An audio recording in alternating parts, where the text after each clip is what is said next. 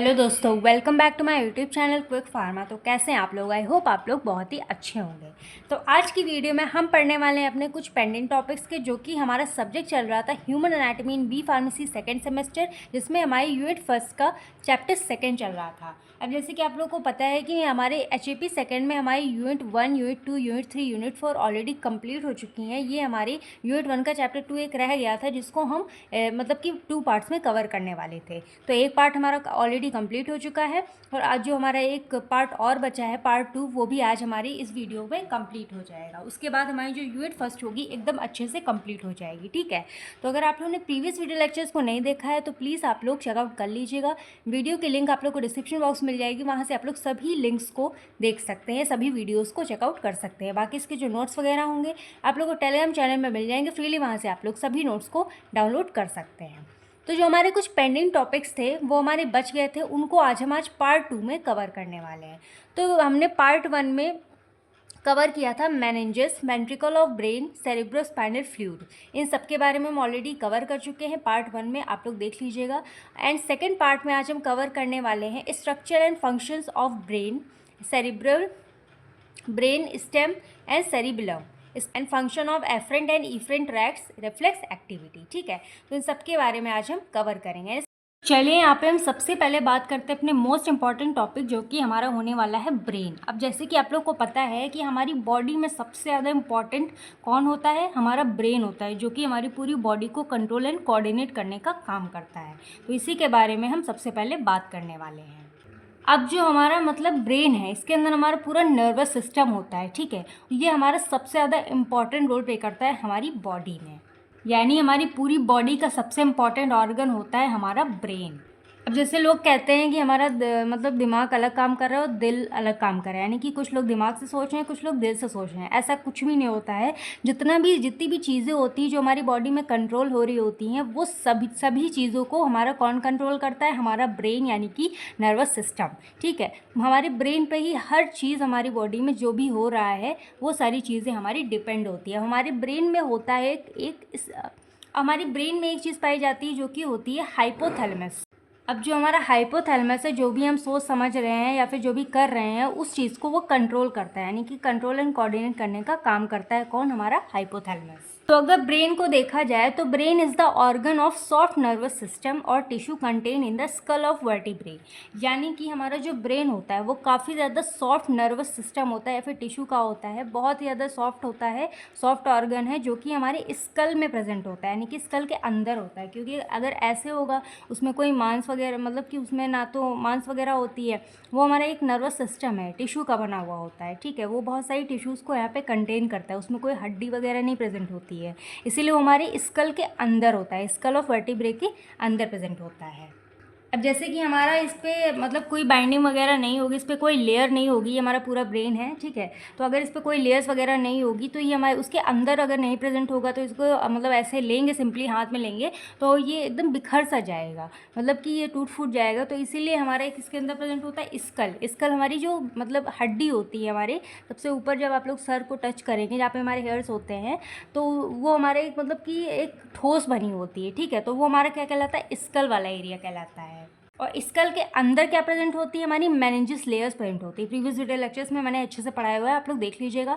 Meninges में basically हमारी 3 layers थी। ठीक है, उन्हीं 3 लेयर्स से एंड स्कल, पहले स्कल होता है, फिर मेनिंजेस होती है, उसके अंदर हमारा ब्रेन होता है। ठीक है, तो ये सारी चीज़ें होती है, उसके अंदर हमारा ब्रेन प्रेजेंट होता है, तभी वो हमारा एकदम सिक्योर रहता है।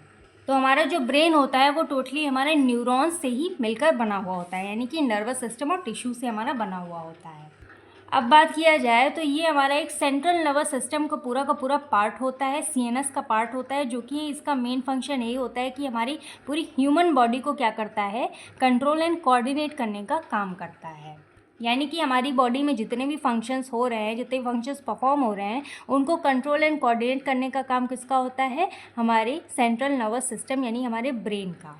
क्योंकि हमारे सेंट्रल नर्वस सिस्टम का ही तो पार्ट है कौन? हमारा ब्रेन, इसीलिए हमारे कंट्रोल एंड कोऑर्डिनेट करता है हमारी पूरी ह्यूमन बॉडी को। बाकी हमारा मतलब कि ये पूरा कंट्रोल सेंटर ऑफ बॉडी होता है, यानी कि हमारी बॉडी में एक पूरा कंट्रोल सेंटर होता है जो कि हमारी बॉडी को कंट्रोल करने का काम करता है। जैसे हमारे कुछ कुछ चीज़ों के लिए रिस्पॉन्सिबल होता है, जैसे कि thinking, learning, sensation and emotions. अब जैसे कि मैंने ब्रेन का एनाटमी वगैरह एंड इसके जो मतलब कि पार्ट्स वगैरह सबके फंक्शंस को मैंने इंडिविजुअली आप लोग को बताया, आगे आप लोग को पता चलेगा। तो ब्रेन के बारे में जितने ही फंक्शंस वगैरह होंगे सबको आप लोग को इंडिविजुअली मिल जाएंगे। तो आप लोग ये ना समझिएगा कि ब्रेन के बारे में मैंने कुछ बताया नहीं, ठीक है। तो इसके एनाटमी एंड फिजियोलॉजी दोनों चीज़ें, फंक्शन कहिए चाहे फिजियोलॉजी कहिए, सब कुछ मेंशन है, ठीक है। तो जितना मैं यहाँ पे आप लोगों को पढ़ा रही हूँ उतना आप लोग अगर एग्ज़ाम में लिख के आ रहे हैं तो उतना बहुत ही ज़्यादा सफिशिएंट हो जाएगा, ठीक है।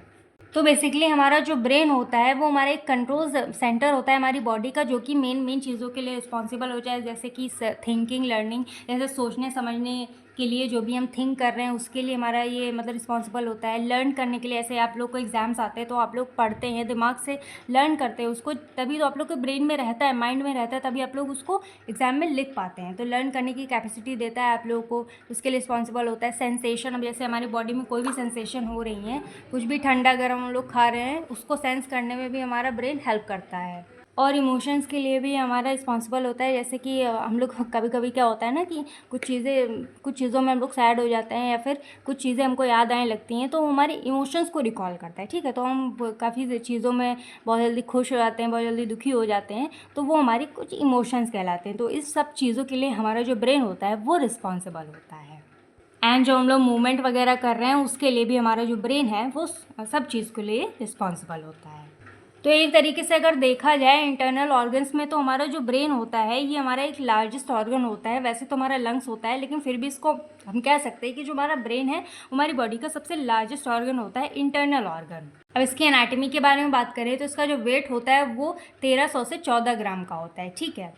एंड वैसे तो हमारा मतलब चिल्ड्रेंस में थोड़ा सा छोटा ही होता है, क्योंकि वो धीरे मतलब उनकी एज के हिसाब से जब वो धीरे धीरे बड़े होते हैं, ग्रो अप होते हैं, तो उस हिसाब से उनका जो ब्रेन होता है वो डेवलप होता है, ठीक है। बाकी एडल्ट वगैरह में धीरे धीरे वो क्या होता है, डेवलप होता ही रहता है। तो जब वो एडल्ट तक पहुँचते हैं तो पूरा कम्प्लीटली डेवलप हो जाता है। चिल्ड्रेंस में टाइम टू टाइम वो क्या होता है, डेवलप होता है। अब इसमें हमारे ब्रेन के अंदर टोटली 1000 बिलियंस तक न्यूरॉन्स हमारे पाए जाते हैं, यानी कि 1000 बिलियंस तक न्यूरॉन्स में से ही हमारा ये बना हुआ होता है। और यहाँ पे मान लो जैसे कि 7 न्यूरॉन पे हमारे 10 ग्लियल सेल्स पाए जाते हैं, यानी कि इससे भी ज़्यादा हमारे ग्लियल्स पाए जाते हैं। ग्लियल सेल्स जो होते हैं वो हमारे पाए जाते हैं। बाकी हमारे ये मेनिंजिस की लेयर से कवर्ड होते हैं। हमारी मेनिंजिस की लेयर्स हमारी 3 होती हैं, आप लोगों ने पढ़ा ही होगा, ठीक है, प्रीवियस वीडियो लेक्चर्स में। एंड इसमें एक चीज़ और आती है कि हमारे जो मतलब ब्रेन में जो हमारे न्यूरॉन्स होते हैं खुद को मल्टीप्लाई नहीं करते हैं, यानी कि जो ग्लियल सेल्स हैं ये हमारे मल्टीप्लाई नहीं होते हैं। जैसे कि आप लोग से पूछा जाए कि हमारी बॉडी में कौन से ऐसे सेल होते हैं जो खुद को बढ़ाते नहीं या फिर मल्टीप्लाई नहीं करते हैं, वो हमारे होते हैं ब्रेन्स के न्यूरॉन्स या फिर ग्लियल सेल्स। तो हमारे ब्रेन्स के ही न्यूरॉन्स होते हैं जो कि सेल डिवीजन बिल्कुल भी नहीं करते हैं। अब आप लोग सोच रहे होंगे कि अगर यहाँ पे हमारे मल्टीप्लाई नहीं होते हैं हमारे न्यूरॉन सेल्स, तो जो ग्लियल सेल्स होते हैं, तो हमारा दिमाग मतलब काम कैसे करता है, या फिर कैसे हम लोग सोचने समझने की क्षमता हमारे अंदर रहती है। तो एक एक टाइम पे क्या होता है ना कि जब आप लोग 4th स्टेज पे पहुँचेंगे, या फिर बहुत लोग आप लोग के दादा दादी होंगे तो वो पहुँच गए होंगे, तो कुछ लोग का होता है कि काफ़ी एज होने के बाद उनका दिमाग जो होता है वो थोड़ा सा कम काम करता है, सोचने समझने की क्षमता उनमें कम हो जाती है, क्योंकि हमारे जो न्यूरॉन्स होते हैं वो मल्टीप्लाई नहीं होते बट वो मरते रहते हैं सेल्स, क्योंकि उस टाइम पे उस स्टेज पे जो न्यूरॉन्स होते हैं वो लगभग ख़त्म हो चुके होते हैं। अब यहाँ पे हमारे 1000 बिलियंस न्यूरॉन है, यानी कि हमारी जो स्टेज वाइज जो हमारी लाइफ चलती रहती है उसके लिए बहुत ही ज़्यादा हमारे ये न्यूरॉन्स पाए जाते हैं हमारे ब्रेन में। 1000 बिलियन बहुत ज़्यादा होता है, ठीक। एंड जो कि हमारे इसमें ग्लियल सेल्स होते हैं ये बनते भी हैं और ख़त्म भी होते रहते हैं, ठीक है। तो ये सारी प्रोसेस चलती रहती है। तो ये हो जाती है ब्रेन की एनाटॉमी। उसके बाद इसके पार्ट्स के बारे में देख लेते हैं। तो जो हमारा यहाँ पे ब्रेन होता है, यानी कि ये हमारा जो कंप्लीट ब्रेन है, ये हमको मतलब इसको हम 4 पार्ट्स में डिवाइड कर सकते हैं। पहला यहाँ पे होता है सेरिब्रम, सेकंड होता है सेरिबलम, एंड थर्ड होता है ब्रेन स्टेम, एंड फोर्थ होता है डायंसेफ्लॉन। अब जो हमारे ब्रेन में 2 मेजर मोस्ट पार्ट होते हैं वो हमारे होते हैं फर्स्ट एंड सेकंड, यानी कि सेरिब्रम एंड सेरिबलम। अब एग्जाम में अगर आप लोग लगभग देखेंगे तो ये वाले इसके ऊपर क्वेश्चन बन के लगभग आता ही है। तो ये हमारा काफ़ी ज़्यादा इंपॉर्टेंट होता है, तो इसको आप लोग अच्छे से देख लीजिएगा। तो ये हमारा हो जाता है ब्रेन का स्ट्रक्चर, ठीक है। वैसे तो मैंने जल्दी में बना दिया है, मुझे पता है एकदम सुंदर नहीं लग रहा है, बट काम चलाओ तो है जिससे कि आप लोग को समझ में आ जाएगा। अब जैसे एग्जाम के पर्पज़ से देखा जाए तो CSF वगैरह आ सकता है, मेनिंजेस के बारे में आ सकता है, एंड कभी कभी anatomy and physiology of brain direct question आ जाता है 10 मार्क्स में। तो इसमें से यानी कि यूनिट फर्स्ट है, मतलब कह सकते हैं कंप्लीट यूनिट फर्स्ट है, अगर हमारा पूरा अगर क्वेश्चन को देखें तो हमारा 20 मार्क्स का कवर हो जाएगा आराम से, क्योंकि इसके क्वेश्चन हमारे लगभग लॉन्ग्स में ही आते हैं, फिर 7 मार्क्स में आएंगे या फिर 10 मार्क्स में आएंगे, कभी कभी 2 मार्क्स में भी पूछ लिए जाते हैं, जो कि हमारे शॉर्ट क्वेश्चन होते हैं। तो अब यहाँ से अगर हम लोग देखें, डाउनवर्ड से देखें, तो ये लंबी से आप लोग को दिख रही है, तो ये होती है स्पाइनल कॉर्ड, ठीक है। ये होती है स्पाइनल कॉर्ड, और ये वाला जितना भी एरिया होता है अंदर वाला पार्ट, इसको हम बोल देते हैं ब्रेन स्टेम। ब्रेन स्टेम में हमारे 3 आ जाती हैं लेयर्स, एक होती है मिड ब्रेन, एक होती है पॉन्स और एक होती है मेड्यूला। तो ये सबसे ऊपर वाली होती है मिड ब्रेन, सेकेंड वाली होती है यहाँ पे पॉन्स, यानी कि एक तरीके से बोल सकते हैं कि हमारी ब्रेन स्टेम है, जिससे कि ऊपर हमारा पूरा ब्रेन यहाँ पे टिका हुआ होता है, ठीक। ये वाला जो पार्ट होता है, यानी कि ये सबसे ऊपर वाला हमारा मिड ब्रेन होता है, सेकंड होता है हमारा पॉन्स, और ये वाला जो पार्ट होता है ये हमारा होता है यहाँ पे मेड्यूला। तो ये हमारी हो जाती है इसकी ब्रेन स्टेम। एंड उसके बाद ये जो आप लोग को पूरा कंट्रोल मतलब पूरा कंप्लीट दिख रहा होगा, ये हमारा होता है यहाँ पे सेरिब्रम। अब आप लोग को पता चल गया होगा कि ये हमारा जो कंप्लीट होता है, ये आप लोग समझ रहे होंगे कि हमारा जो सेरिब्रम होता है वो हमारे ब्रेन का सबसे लार्जेस्ट पार्ट कहलाता है, इसीलिए। एंड जो अंदर मतलब ये पूरा अंदर का जो पार्ट है इसको हम सेरिब्रम बोल देते हैं, और जो ये मतलब कि आउटर वाला जो होता है पार्ट हमारे ब्रेन का, उसको हम सेरिब्रल कॉर्टेक्स बोल देते हैं। तो ये अंदर वाला पार्ट सेरिब्रम, और ये जो बाहर वाला पार्ट है ये हमारे सेरिब्रम का ही यानी कि सेरिब्रल कॉर्टेक्स होता है। ये बाहर वाला पार्ट सेरिब्रल कॉर्टेक्स कहलाता है। एंड उसके बाद ये वाला जो नीचे लोअर पार्ट होता है इसको हम बोलते हैं सेरिब्रम कॉर्टेक्स, यानी इसको पूरे को हम बोल देते हैं सेरिबलम। और ये जो आउटर लेयर होती है, अंदर वाला पार्ट सेरिबलम है, और जो आउटर लेयर होती है वो हमारी कहलाती है सेरिबलम कॉर्टेक्स। एंड इसके बाद ये वाला जो पूरा पार्ट होता है, यानी कि जो बाहरी वाला पार्ट होता है, इसको हम बोल देते हैं कॉर्पस कॉलोसरल। और उसके बाद यहाँ पे जो आप लोग को रेड रेड दिख रहा है, ये होती है हमारी पिट्यूटरी ग्लैंड, ठीक है। और कॉर्पस के अंदर वाला जो पार्ट होता है, इसके अंदर हमारी 2 चीज़ें प्रेजेंट होती है, एक होती है हमारी हाइपोथैलेमस, ठीक है, और एक होती है हमारी थैलेमस। तो हमारे यहाँ पे हाइपोथैलेमस एंड थैलेमस पाया जाता है, तो इन दोनों को मिला के यहाँ पे हम बोल देते हैं डाईएन्सेफेलॉन।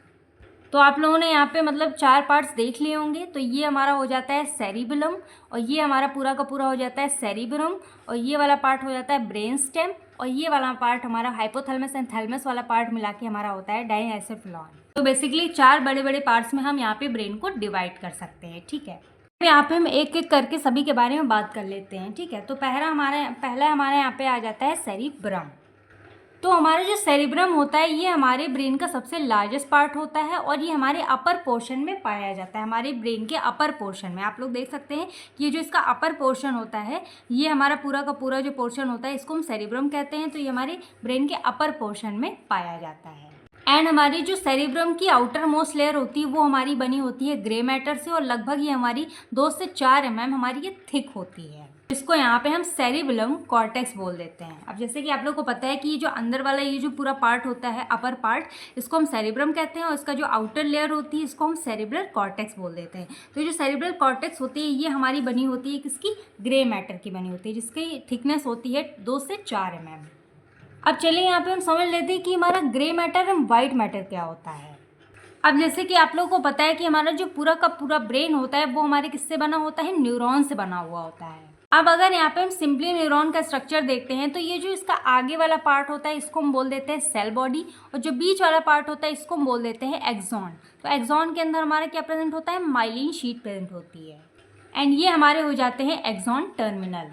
तो ये स्ट्रक्चर हो जाता है न्यूरॉन का। अब इसी चीज़ को यहाँ पे हम जब अपने ब्रेन में देखते हैं, तो जो ब्रेन वाला ये वाली जो लेयर होती है, मान लो यहाँ पे इस तरीके से हमारे यहाँ पे क्या हो जाते हैं, यहाँ पे हमारे हो जाते हैं न्यूरॉन्स, यानी कि इसकी सेल बॉडी हो जाती है हमारी न्यूरॉन्स की, और जो पीछे वाला पार्ट हो जाता है ये हमारा हो जाता है एक्सॉन। तो अब जैसे कि आप लोगों को पता है कि हमारे न्यूरॉन्स में यहाँ पे क्या क्या पाया जाता है, सबसे पहले यहाँ पे हमारी कुछ डेंड्राइट्स पाई जाती हैं, ठीक है। उसके बाद मतलब कि जो शाखाएं होती हैं उनको हम डेंड्राइट्स बोलते हैं। उसके बाद हमारी सेल बॉडी पाई जाती है, फिर इसके अंदर हमारा पाया जाता है न्यूक्लियस।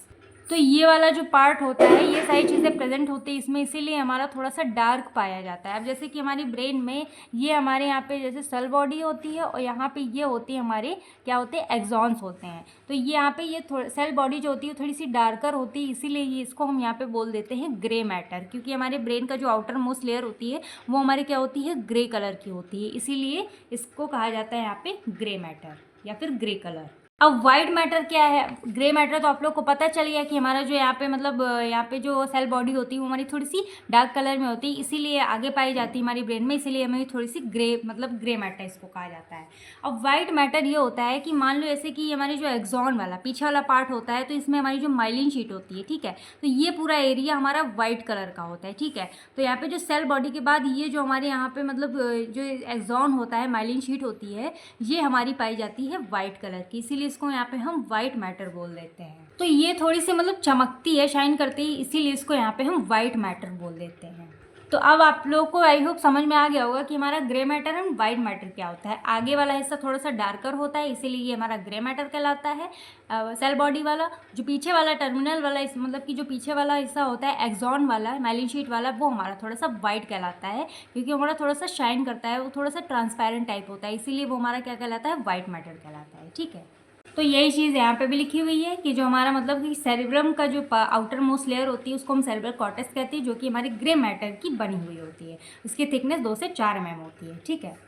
बाकी हमारा जो सेरिब्रम होता है ये हमारा रिस्पॉन्सिबल होता है सेंसरी इन्फॉर्मेशन के लिए, यानी कि ये सेंसरी इन्फॉर्मेशन को प्रोसेस करता है या फिर कंट्रोल करता है। जैसे कि हमको कहीं भी पेन हो रहा है या फिर हमने कुछ भी चीज़ें ऐसी वैसी छू ली, जैसे गर्म ठंडा, तो उस मतलब सेंस कर पाते हैं हम लोग, तो वो चीज़ें हमारी यहाँ पे क्या कहलाती है, सेंसरी इन्फॉर्मेशन कहलाती है, ठीक है। तो इस चीज़ के लिए हमारा रिस्पॉन्सिबल होता है कौन, हमारा सेरिब्रम, ठीक है।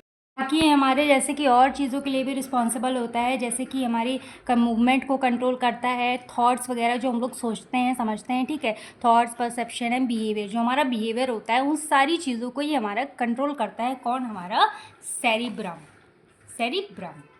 अब हमारा जो सेरिब्रम है इसको हम 2 पार्ट्स में डिवाइड कर सकते हैं। जैसे कि हम लोग डायग्राम में देखें, जैसे कि यहाँ पे आप लोग को एक रफ डायग्राम दें, तो जैसे कि एक ये हमारा हेमिस्फीयर होता है, एक ये हमारा हेमिस्फीयर होता है, ठीक है, लेफ्ट एंड राइट वाला। तो इन दोनों को मिला के हमारा क्या कहलाता है, यहाँ पे सेरिब्रम कहलाता है। एंड यही दोनों पार्ट्स जो हमारे होते हैं, यानी कि 2 पार्ट्स में डिवाइडेड होता है, तो जब ये दोनों अलग अलग हो जाते हैं तो इसी को हम यहाँ पे सेरिब्रल कॉर्टेक्स बोल देते हैं। तो ब्रम एंड ब्रल में कंफ्यूज नहीं होना है, ठीक है। अब यहाँ पे जो ये मतलब डिवाइड हो रहे हैं, ठीक है, तो इसको हम ब्रल बोलेंगे, यानी कि सेरिब्रल कॉर्टेक्स बोलेंगे। अब यहाँ पे इसको एक करके देखें, यानी कि 2 पार्ट्स में डिवाइड है, ये जुड़ा हुआ है, तब इसको हम सेरिब्रम बोलेंगे, ठीक है। तो अगर इसको हम इधर से देखते हैं तो ये हमारा हो जाता है राइट सेरिब्रल हेमिस्फीयर, और ये वाला पार्ट देखते हैं तो ये हमारा हो जाता है लेफ्ट सेरिब्रल हेमिस्फीयर। अब जैसे कि ये वाली जो लाइन होती है जिससे कि हमारे आपस में हेमिस्फीयर कनेक्टेड होते हैं, तो इस बीच वाली लाइन को यहाँ पे हम कॉर्पस कैलोसम बोल देते हैं। अब जो यहाँ पे हमारा लेफ्ट हेमिस्फीयर होता है ये हमारे लेफ्ट साइड ऑफ बॉडी को कंट्रोल करता है, और जो राइट हेमिस्फीयर होता है ये हमारे बॉडी के राइट साइड को कंट्रोल करता है, ठीक है। तो अब हम बात कर लेते हैं अपने सेरिब्रम के लोब्स के बारे में। तो जो हमारे सेरिब्रम के लोब्स होते हैं वो फर्दरली हमारे 4 पार्ट्स में डिवाइडेड होते हैं। एक हमारा होता है फ्रंटल लोब, एक होता है पैरेटल लोब, एंड एक होता है ऑसिपिटल लोब, एंड एक होता है हमारा टेम्परेरी लोब। अब जैसे कि हम यहाँ पे डायग्राम देखें चारों लोब्स के बारे में, तो ये वाला जो सबसे पहला वाला हिस्सा होता है इसको हम बोलते हैं फ्रंटल लोब, यानी कि सामने वाला लोब। अब जो हमारा सर है, जैसे कि आप फ्रंटल लोब पे हाथ रखेंगे, उसके ऊपर थोड़ा जाएंगे तो उसके जस्ट ऊपर हमारा होता है पैराइटल लोब, यानी कि हमारे जो फ्रंटल लोब है उसके जस्ट नीचे हमारा पाया जाता है यहाँ पे टेम्पोरल लोब। एंड जो हमारे मतलब कि जो पीछे वाला एरिया होता है, सेरिब्रम वाला जो एरिया होता है उसका जो पीछे वाला, तो उसको यहाँ पे हम ऑसिपिटल लोब बोल देते हैं, यानी कि बोल सकते हैं जस्ट सेरिब्रम के ऊपर वाले लोब को यहाँ पे हम ऑसिपिटल लोब बोल देते हैं। तो ये हो जाते हैं हमारे ब्रेन के 4 लोब्स, ठीक है, हमारे सेरिब्रम के 4 लोब्स हो जाते हैं, ठीक है। और ये सेरिब्रम को हम यहाँ पे छोटा दिमाग भी बोल सकते हैं, हमारे ब्रेन का छोटा वाला पार्ट, तो ये हमारा होता है सेरिब्रम। तो चलिए हम इन चारों लोब्स को जल्दी से समझ लेते हैं। तो पहला लोब हमारा आ जाता है फ्रंटल लोब। अब ये हमारा जो फ्रंटल लोब होता है वो मोटर कॉर्टेक्स बोलते हैं, क्योंकि हमारा मोटरी फंक्शन करता है।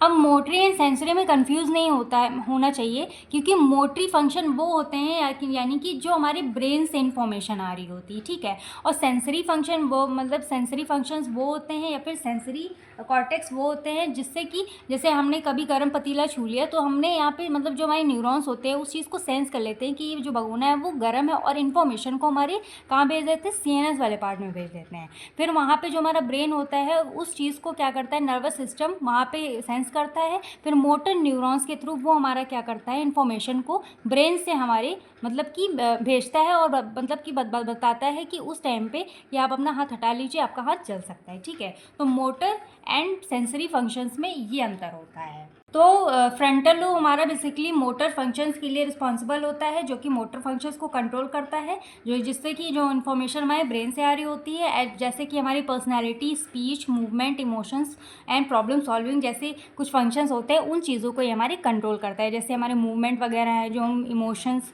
हमारे जो होते हैं उनको कंट्रोल करता है, जो कुछ भी प्रॉब्लम वगैरह होती है उनको सॉल्विंग में हमारी क्या करता है, हेल्प करता है, ठीक है। और पर्सनैलिटी वगैरह, स्पीच वगैरह में उन सब चीज़ों के लिए हमारा फ्रंटल लोब रिस्पॉन्सिबल होता है। फिर सेकंड आ जाता है हमारा पैराइटल लोब। अब ये हमारे बेसिकली सेंसरी इन्फॉर्मेशन के लिए हमारे मतलब कि रिलेटेड होते हैं, जैसे कि touch, pressure, temperature and pain. यानी कि कोई चीज़ जो हम सेंस कर पा रहे हैं, जो सेंस करते हैं उस चीज़ को ये हमारा पैराइटल लोब कंट्रोल करता है, यानी कि उस चीज़ के लिए हमारा रिस्पॉन्सिबल होता है। अब जैसे कि टच, अब आप लोग कभी भी मतलब चाय वगैरह बनाने जाते हैं तो हल्का सा क्या होता है ना कि हाथ जल जाता है, फिर कुछ भी होता है, तो वो उस टाइम पे क्या होता है, आप तुरंत हाथ हटा लेते हो, तो उस चीज़ को आप सेंस कर पाते हो, ठीक है। तो उस चीज़ को यहाँ पे हम सेंसरी इन्फॉर्मेशन बोलते हैं। सेंसरी इन्फॉर्मेशन फिर हमारे CNS वाले पार्ट में जाती है।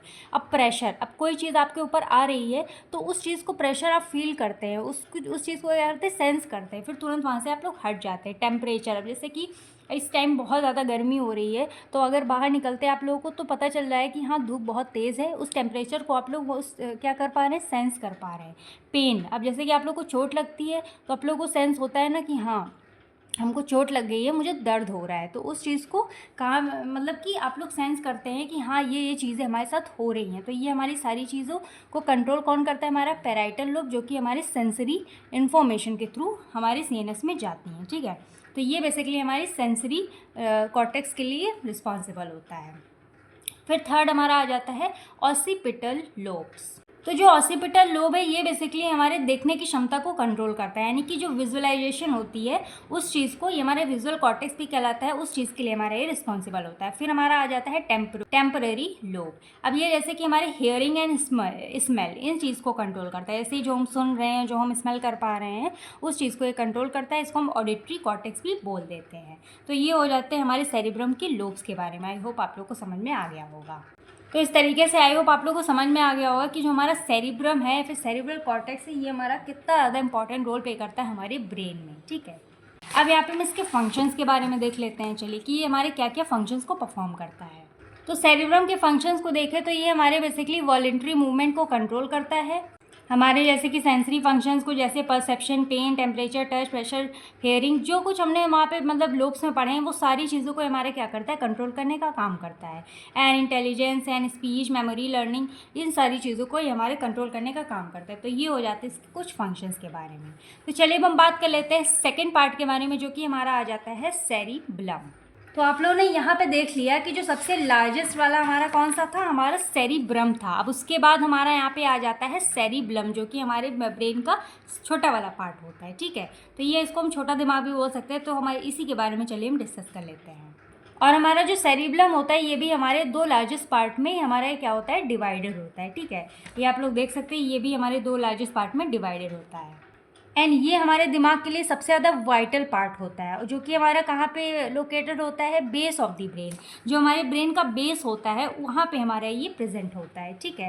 And near the brain stem, brain stem के पास में आप लोग देख सकते हैं कि हमारा सेरिब्रम प्रेजेंट होता है, सेरिब्लम एंड ब्रेन के बेस में प्रेजेंट होता है, ठीक है। अब यहाँ पे इसकी एक चीज़ होती है कि हमारे जो डीप ग्रूव्स होते हैं हमारे सेरिब्लम के, उसको हम कहते हैं यहाँ पे ट्रांसवर्स फिशर। अब ये डीप ग्रूव्स क्या होते हैं, अब जैसे कि हमारे यहाँ पे जो सेरिब्रम के न्यूरॉन्स होते हैं वो कुछ इस टाइप के होते हैं, ठीक है। और जो इसके बीच में, न्यूरॉन्स के बीच में जो बनता है, इसको हम बोल देते हैं ग्रूव्स, और इसी को यहाँ पे हम ट्रांसवर्स फिशर बोल देते हैं। जो कि हमारा क्या करता है, सेरिब्रम एंड सेरिब्लम को सेपरेट करने में हेल्पफुल होता है। एंड ये हमारा काफ़ी ज़्यादा मेजर रोल को प्ले करता है। बेसिकली हमारे मूवमेंट बैलेंस को एंड पोस्चर को ये हमारे कोऑर्डिनेट करने में एंड कंट्रोल करने में हेल्प करता है। कौन? हमारा सेरिब्लम। अब इसके स्ट्रक्चर के बारे में देख लेते हैं। तो जो हमारे यहाँ पे अगर स्ट्रक्चर देखें तो जो स्ट्रक्चर में देखा जाए तो इसका जो एक्सटर्नल सरफेस होता है उसको हम सेरिब्लर कॉर्टेक्स बोल देते हैं। यानी कि जो एक्सटर्नल ये जो वाली जो लाइन दिख रही है आप लोग को, ये वाली आउटर लाइन, इसको सेरिब्लम कॉर्टेक्स बोल देते हैं इसको, ठीक है। एंड जो कि हमारा किसकी तरह लगता है, बटरफ्लाई एंड लैटरल विंग्स की तरह लगता है।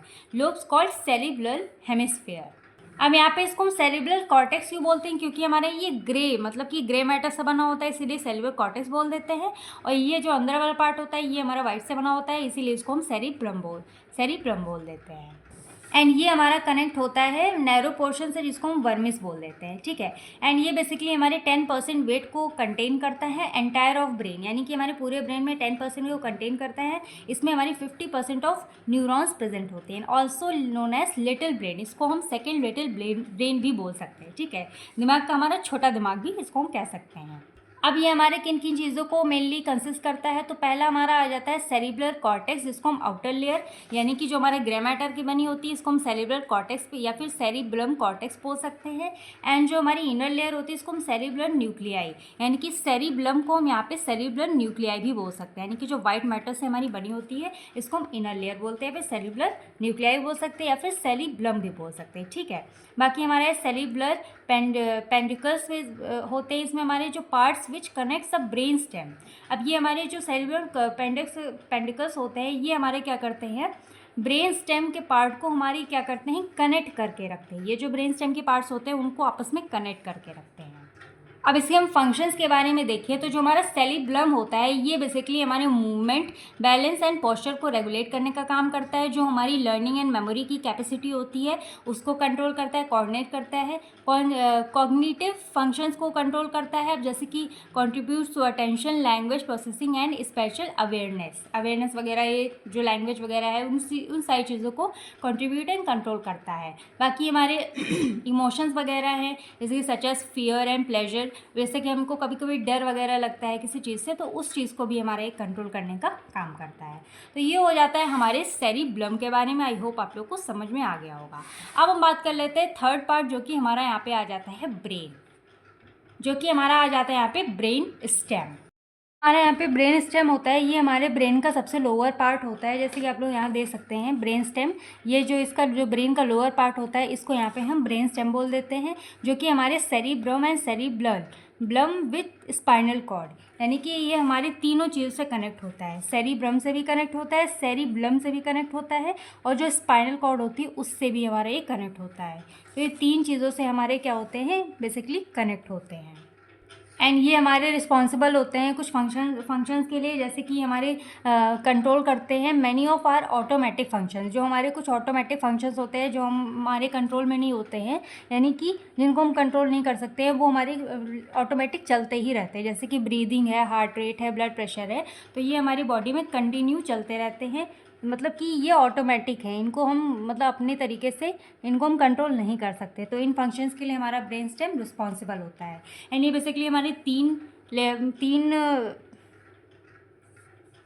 एंड जो हमारा ब्रेन स्टेम होता है वो तीन चीज़ों को कंसिस्ट करता है। एक होता है mid brain, pons and medulla oblongata. तो पहला हमारे यहाँ पे आ जाता है मिड ब्रेन। अब ये हमारा लोकेटेड होता है below the cerebral cortex and about 2.5 centimetre long. अब जैसे कि आप लोग देख सकते हैं ये हमारा सेरिब्रल कॉर्टेक्स जो होता है इसके जस्ट नीचे प्रेजेंट होता है, यहाँ पे हमारा मिड ब्रेन ये यहाँ पे प्रेजेंट होता है, और इसका जो डायमीटर होता है यानी कि इसका जो लॉन्ग ये हमारा 2.5 सेंटीमीटर लॉन्ग होता है।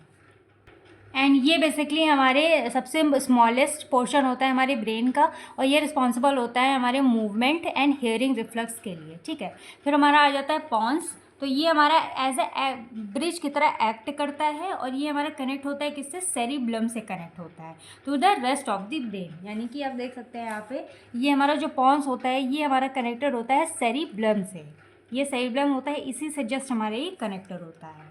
और ये कंट्रोल करता है sleep as well as the rate and pattern of breathing, यानी कि हमारी ब्रीदिंग एंड स्लीप इन दोनों को कंट्रोल करता है। जो हमारी ब्रीदिंग की रेट होती है उसके पैटर्न को कंट्रोल करता है और हमारी स्लीप को कंट्रोल करता है। फिर हमारा आ जाता है थर्ड, मेडुला ऑब्लिंगेटा। तो ये हमारे ब्रेन का पोस्टीरियर पार्ट होता है एंड ये कंट्रोल करता है ऑटोमेटिक एक्शंस को, जैसे कि हमारे ब्रीदिंग हो गई, हार्ट रेट हो गई, स्वेलोइंग ब्लड सर्कुलेशन। तो ये चीज़ें हमारी बॉडी में ऑटोमेटिक होती हैं, उन चीज़ के लिए रिस्पॉन्सिबल होता है, उन चीज़ को हमारे कंट्रोल करने का काम करता है। तो ये हमारा हो जाता है ब्रेन स्टेम के बारे में। आई होप आप लोगों को समझ में आ गया होगा। अब हमारा यहाँ पे लास्ट पार्ट आ जाता है हमारे ब्रेन का, जो हमारा मेजर पार्ट है डायनसेफेलॉन। अब डायनसेफेलॉन हमारे दो चीज़ों से मिलके बनता है, एक हमारा होता है हाइपोथैलेमस एंड एक होता है हमारा थैलेमस। इन दोनों को मिला देते हैं तो हमारा डायनसेफेलॉन कहलाता है। तो ये हमारा मोस्ट पोस्टीरियर पार्ट होता है हमारे फोर ब्रेन का, जो कि हमारे मिड ब्रेन से कनेक्ट होता है एंड सेंट्रल हेमिस्फीयर से भी हमारा ये कनेक्ट होता है। ठीक है, ये कंसिस्ट करता है थैलेमस एंड हाइपोथैलेमस एपिथैलेमस को, चीज़ों को कंसिस्ट करता है। एंड ये हमारा पिट्यूटरी एंड पीनियल ग्लैंड को भी इसमें हमारे आ जाते हैं। ये हमारा आ जाता है यहाँ पे पिट्यूटरी ग्लैंड, यानी कि पिट्यूटरी ग्लैंड को भी इंक्लूड करता है और जो हमारा पीनियल ग्लैंड होता है उसको भी हमारा इंक्लूड करता है। डायनसेफेलॉन बेसिकली किन किन चीज़ों के लिए रिस्पॉन्सिबल होता है, जैसे कि हमारी sensory, emotional, memory and learning, temperature, thirst, hunger, sleep wake cycle, इन जितने भी हमारे ये फंक्शंस होते हैं हमारी बॉडी में, उन सभी चीज़ों को हमारा डायनसेफेलॉन यानी कि हाइपोथैलेमस, एपिथैलेमस एंड थैलेमस, ये तीनों मिलके इन चीज़ों को कंट्रोल करते हैं, कोऑर्डिनेट करते हैं। ठीक है, तो ये हमारा हो जाता है डायनसेफेलॉन के बारे में। तो आई होप आप लोग को ब्रेन के मेन पार्ट्स के बारे में समझ में आ गया होगा, सेरिब्लम एंड हमारा ब्रेन स्टेम एंड डायनसेफेलॉन के बारे में। ठीक है, एंड इन सभी के फंक्शंस के बारे में। यहाँ पे हमारा सेंट्रल नर्वस सिस्टम अच्छे से कवर हो चुका है। अब हमारा यहाँ पे लास्ट टॉपिक बच जाता है रिफ्लेक्स एक्टिविटी। अब जो हमारा रिफ्लेक्स एक्टिविटी होता है इसको हम रिफ्लेक्स आर के नेम से भी जानते हैं। अब एक चीज़ आप लोगों को बता दूं कि हमारा जो एक स्पाइनल कॉर्ड वाला जो मतलब कि हमारा टॉपिक था, आप लोगों को दिखा देते हैं यहाँ पे। स्पाइनल कॉर्ड वाला टॉपिक एक हमारा थोड़ा सा लेंदी है, इसलिए हमारा ये बच जाता है, इसको हम नेक्स्ट वीडियो में कवर कर लेंगे। ठीक है, स्पाइनल कॉर्ड ये बच जाता है, बाकी हमारे सारे टॉपिक्स कंप्लीट हो गए। एक लास्ट टॉपिक अभी पढ़ने वाले हैं, रिफ्लेक्स एक्टिविटी। उसके बाद जो हमारी यूनिट 1 होगी वो अच्छे से पूरी कंप्लीट हो जाएगी। एंड जो हमारा रिफ्लेक्स एक्टिविटी होता है बहुत ज़्यादा रैपिड यानी कि बहुत तेज़, प्रिडिक्टेबल एंड अनप्लान्ड रिस्पॉन्स देता है टू द स्टिमुलाई। ठीक है, यानी कि किसी भी स्टिमुलाई के लिए बहुत ज़्यादा rapid, predictable and plan response देता है। अब जैसे कुछ भी होता है कि आप लोग कोई चीज़ नहीं चाहते हैं, वो अनप्लान्ड होता है, आप लोगों ने प्लान नहीं किया होता है, वो चीज़ हो जाती है, तो उस चीज़ को यहाँ पे हमारे मतलब रैपिडली परफॉर्म करने के लिए हमारी रिफ्लेक्स आर्क या फिर रिफ्लेक्स एक्टिविटी यहाँ पर रिस्पॉन्सिबल होती है। Due to receive an any type of stimuli on body, our body give rapid response to that stimuli which is rapid and unplanned. अब ये जैसे कि ये पूरा आप लोग देख सकते हैं, ये हमारे स्पाइनल कॉर्ड का पूरा फंडा होता है। ये वाला जो अंदर वाला होता है इसको हम सेंट्रल कैनाल बोलते हैं। ये होता है वाइट मैटर और ये होता है पूरा ग्रे मैटर, क्योंकि हमारा डार्क में होता है। ये हमारा होता है रिसेप्टर और ये होता है हमारा सेंसरी एफरेंट और ये होता है हमारी मोटर एफरेंट। ये होती है इफेक्टर ऑर्गन। तो अब यहाँ पे होता क्या एक्चुअल में, जैसे कि कभी कभी हम लोग किचन वगैरह में जाते हैं कुछ बनाने के लिए, तो मान लो कभी कभी कोई चीज़ गर्म छू लेते हैं, तो उस टाइम पे हमारे यहाँ पे जो हाथ होता है वो हमारा होता है रिसेप्टर। अब हाथ ने क्या किया, सेंस कर लिया कि हाँ ये चीज़ गर्म है। ठीक, कोई पतीला है, भगोना है, कुकर है, वो गर्म है, तो उस टाइम पे क्या होता है, हम उस चीज़ को सेंस कर लेते हैं। फिर वो जो हमारे न्यूरॉन्स होते हैं सेंसरी एफरेंट, वो उस चीज़ को रिसीव करते हैं इन्फॉर्मेशन को, और हमारे यहाँ पे ये हमारा होता है स्पाइनल कॉर्ड वाला पार्ट, तो वो हमारे यहाँ पे भेज देते हैं सेंट्रल कैनाल, जो हमारा अंदर वाला पार्ट होता है ये। ठीक है, तो सेंट्रल कैनाल उस चीज़ को रिसीव करता है और हमारे कहाँ पे भेज देता है, सीएनएस वाले पार्ट में, यानी कि मोटर एफरेंट वहाँ पे हमारी प्रेजेंट होती है, यानी कि सीएनएस वाले पार्ट में हमारे मोटर एफरेंट प्रेजेंट होता है। तो जैसे ही हमारे सीएनएस वाले पार्ट में यानी कि मोटर इफरेंट वहाँ पे एक्टिव हो जाएंगे और उस चीज़ को एनालाइज कर लेंगे कि हाँ जो चीज़ है गर्म है, तो वो तुरंत इन्फॉर्मेशन जाएगी हमारी इफेक्टर ऑर्गन में। तो हमारा हाथ ही तो इफेक्ट हो रहा है ना, तो हाथ इफेक्ट होने की वजह से हमारा जल जाएगा, तो उस चीज़ को वहाँ पे इन्फॉर्मेशन पहुँच जाता है मोटर इफरेंट के थ्रू कि अपने हाथ को हटा लीजिए नहीं तो जल जाएगा। तो इस टाइम में मतलब ये चीज़ें मैंने आप लोगों को थोड़ा सा लेंथी में बता दिया है, लेकिन ये होता है एकदम बहुत ही मतलब माइनस सेकंड्स में होता है, बहुत ही जल्दी होता है। आप लोग जब कभी भी टच करते हो कोई चीज़ गर्म फील करो तुरंत हाथ हटा लेते हो, तो वो बहुत ही जल्दी हो जाता है। ये तो इसी चीज़ को यहाँ पे हम रिफ्लेक्स एक्टिविटी कह देते हैं। अगर आता है तो आप लोग थोड़ा बहुत बना के लिखेंगे तो आप लोग को अच्छे खासे नंबर मिल जाएंगे, क्योंकि हमारे 5 मार्क्स में या फिर 2 मार्क्स में ही पूछा जाता है।